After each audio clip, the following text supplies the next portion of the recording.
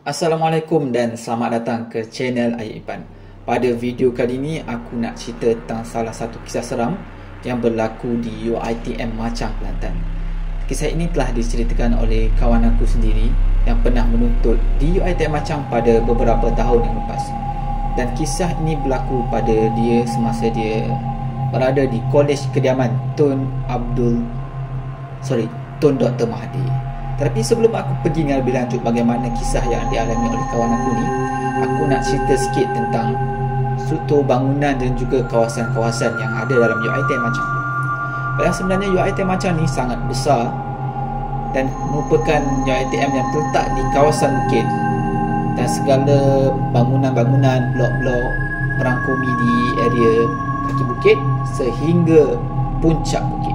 Manakala kolej kediaman pelajar lelaki dan juga pelajar perempuan semuanya terletak menghala ke puncak bukit, iaitu Kolej Kediaman Tun Abdul Rahman, Tun Abdul Razak, Tun Hussein On, dan yang paling hujung sekali Tun Dr. Mahathir.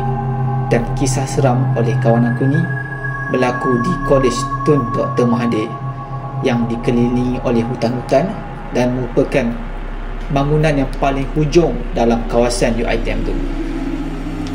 Baiklah, selesai intro, jom kita mulakan. Kawan aku ni aku bagi nama samaran iaitu Ainul. Pada malam tu Ainul dengan kawan-kawan dia study untuk test untuk esoknya. Dan habis saja diorang study, diorang pun siap-siap lah untuk tidur. Dan sebelum tidur tu, Ainul ni ternampak satu bayangan dari bertingkap seperti lembaga putih dan mempunyai rambut. Boleh diklasifikasikan bayangan sebagai seorang wanita.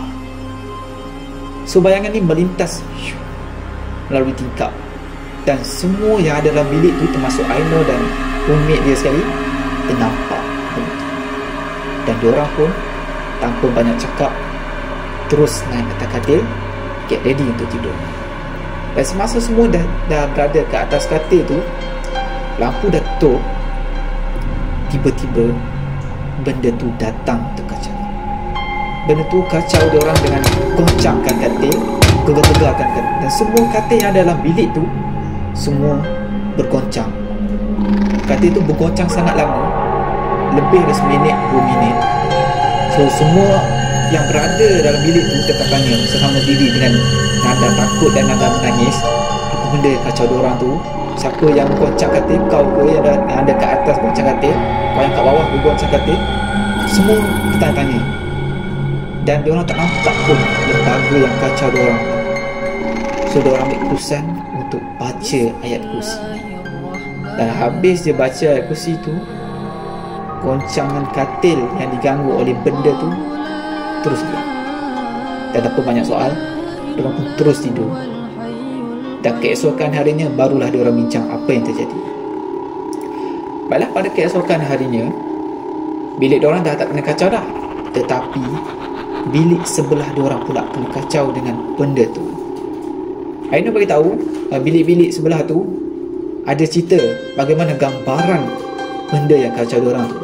Gambaran yang boleh diorang ceritakan adalah sebagai seorang wanita berambut dan juga seorang kanak-kanak.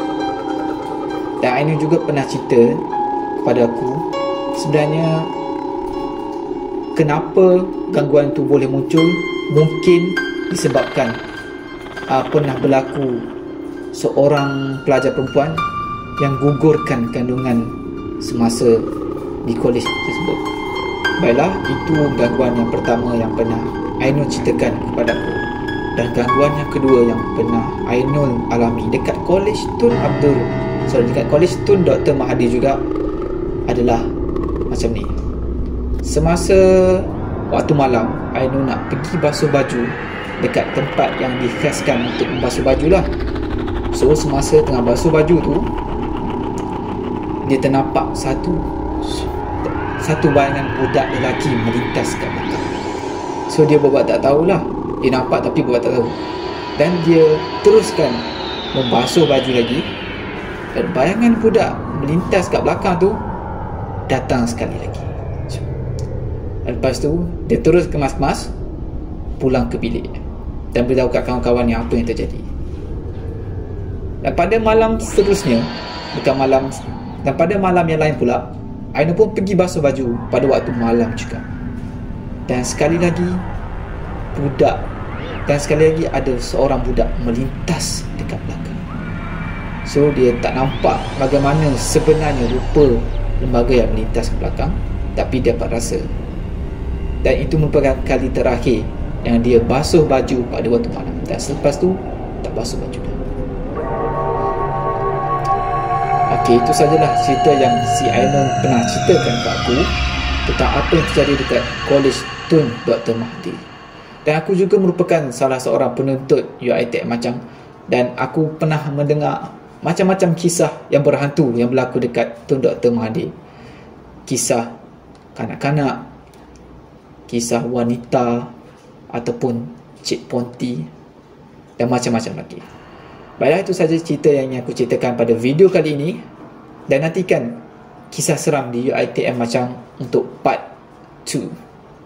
Itu saja pada aku. Sekian, Assalamualaikum.